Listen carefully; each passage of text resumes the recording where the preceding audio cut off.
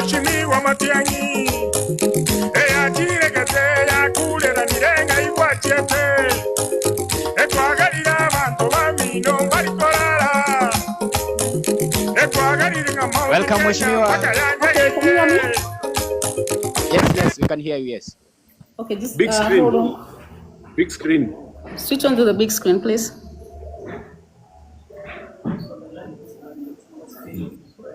Okay, thank you, everyone. Shortly, I'm gonna get to Mheshimiwa. Asante sana.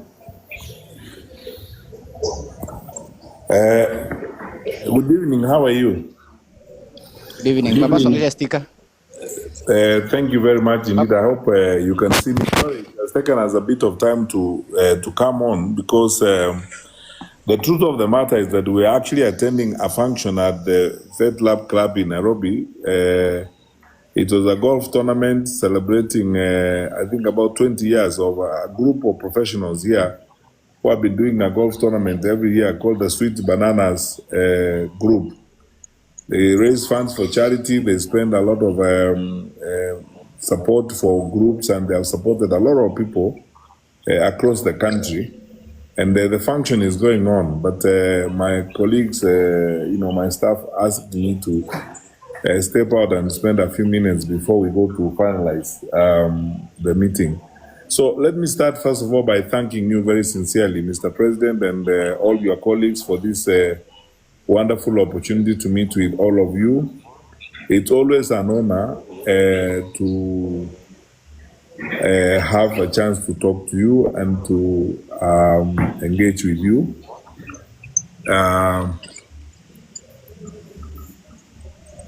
It's always an honor to engage with you and to talk to you as we are doing tonight. And I'm very impressed to know that this organization is celebrating its 5th year, which means you've been doing all this wonderful work for 5 years, pulling all of you together. 1 minute, Your Excellency. Papa, unaweza toa hiyo sticker. Move that sticker off because it's blocking the view.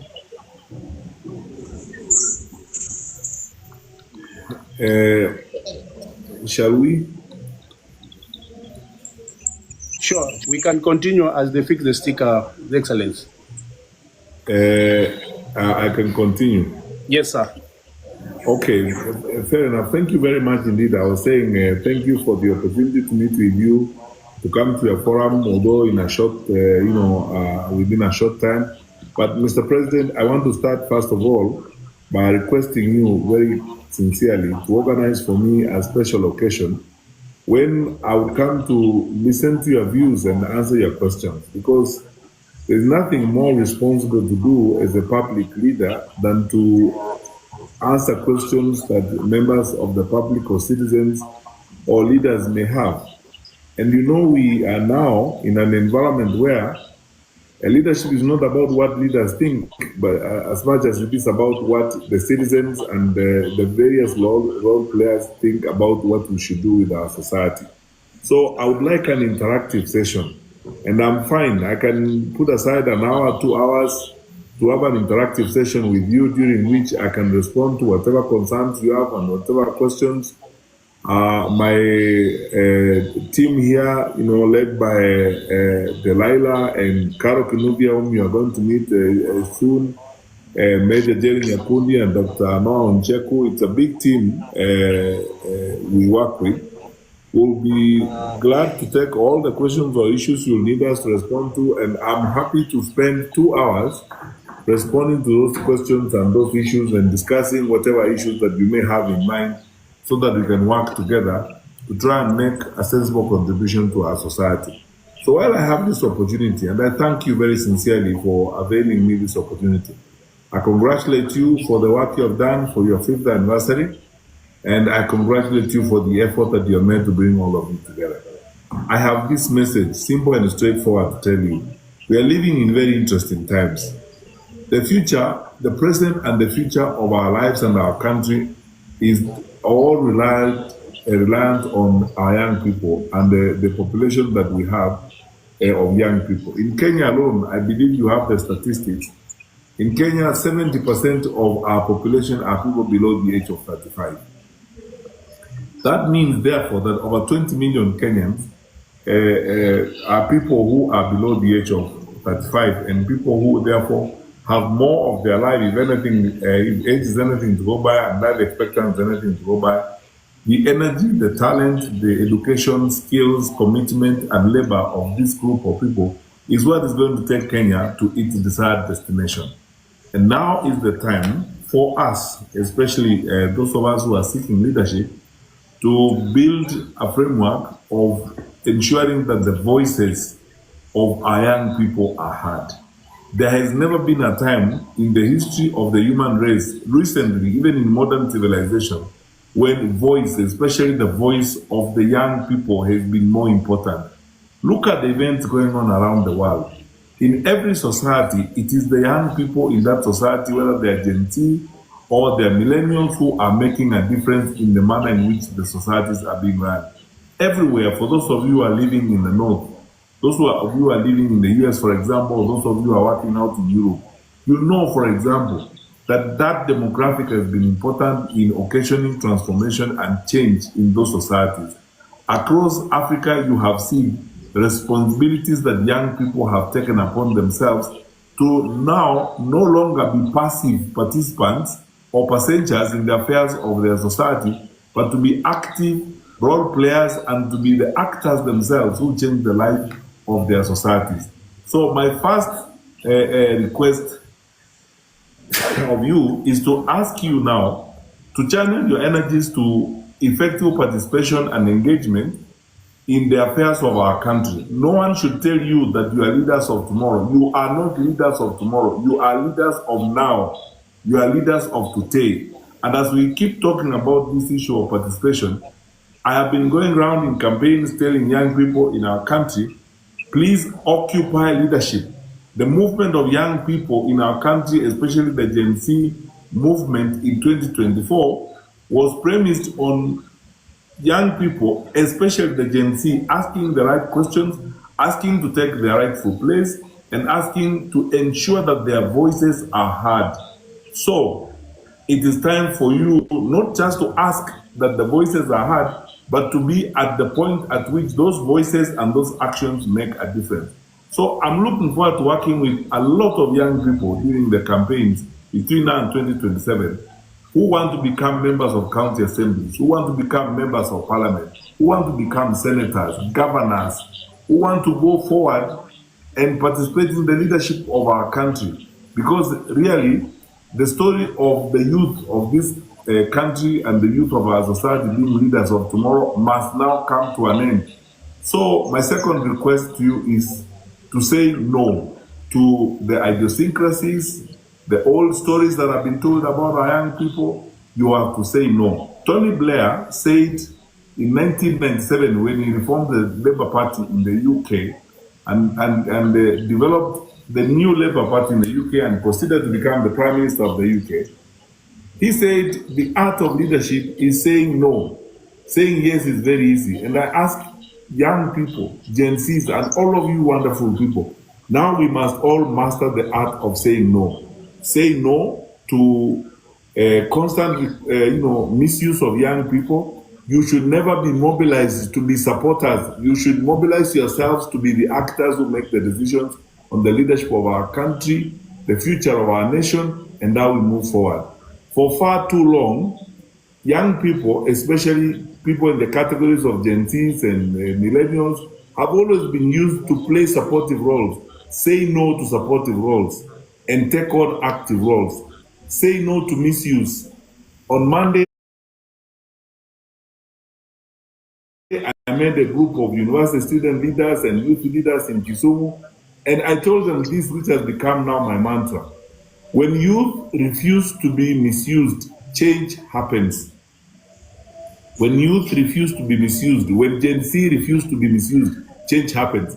Mr. President, I want to suggest to you that this is my request and my motto to you and your organization. When Gen Z refuse to be misused, change happens. What has happened in Malawi, what has happened in Botswana, what has happened in Nepal, what has happened in all these countries where change has happened, it's because the Gen Z, the youth, have refused to be misused. So where Gen Z refuse to be misused, change happens.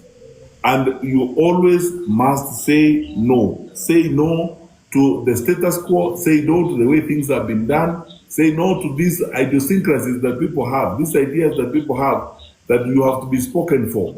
The top-bottom approach, where leaders take decisions without caring for the young people in their society. The Gen Z in our society and young people are asking that their voices be heard. There will be no government without focusing on the youth of our country. And we are not saying that we are supporting or would like to support violent agencies of change. We want peaceful, pragmatic, tactful engagement where we ensure that our voices are heard in a constructive manner, in an active way, that we build society, because we are giving this generation and generations to come a new environment of working. It is you, Gen Z, it is you young people who are going to erase all these primitive tribal boundaries we've had over the years. Your tribalist movement and your insistence on value systems, your insistence on delivery of services, on quality leadership is the way we will go.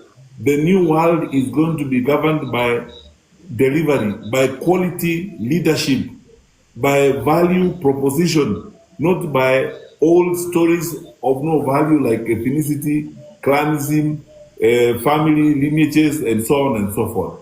So I ask you, all of you, let's do our part, ladies and gentlemen, in ensuring that we move our country and our society to the level that it ought to be. You can count on us, myself, my colleagues with whom we are working on this. This is a constant journey, and it's going to be a journey characterized by constant conversations, listening to your voices, including your views, and doing everything we can, and all that the Lord will enable us to do, to build that new Kenya that we all look for. Kenya that is going to be driven by meritocracy. You get into a position because you merit to be there. Kenya that will be driven more by what you can do, not who you know or where you come from, what you can do. I fought this hard in the public service. When I was Minister for Education, I fought examination cheating because of this. I wanted fairness, I wanted objectivity, and I wanted everyone to have a fair shot. Get the grades that you deserve, not grades that you buy. And because of that, everyone has a right and everyone has an opportunity to excel. That's how we will build our society the right way. So I wish you all the best as you carry on. I hope, Mr. President and your colleagues, will grant me an opportunity to respond to so many questions. I know I would like to discuss more my plan for Kenya. I would like to go to granular details of the conversations I'm having with some of my colleagues, the vision I have for our society, how I would like to include the young people in government. I would like to work with and develop a sustainable partnership with our young people, and how I would make my contribution as a citizen of my great country to enhancing and ensuring that Kenya becomes the great society that it ought to be, so that we fight corruption together, we fight ethnicity and nepotism, we build an environment that will respect capacity, will respect quality of work, will respect merit, so that all of us can benefit from the resources that the Lord gave us as a country. I wish you all the best. I thank you for what you are doing for society, and urge you to do more of it and bring in more and more our fellow citizens, so that we can build one big family called Kenya that is tribalist, where we regard each other as brothers and sisters, citizens of our great country, not we think about our tribes or think about where we come from or think about who we know and those kinds of things. A society that is described or characterized by equality or equal opportunity, objectivity, and fairness in the things that we do as we move forward. May the Lord bless you indeed, all of you, until we get that opportunity. And I will be looking forward to that opportunity myself, and I will respond to all your issues. I will be very frank, open, and straightforward. What I do not know, I will level with you and tell you I do not know. I will not make excuses. I will not lie. I will tell you what I know, and I will be frank about everything. All of us deserve to be respected when we seek information, and I will lead by example. I will respect your request for information and your request of my explanation or responses to whatever issues that you have. I wish you all the best and stay blessed, Mr. President. Thank you for the opportunity, and God bless you.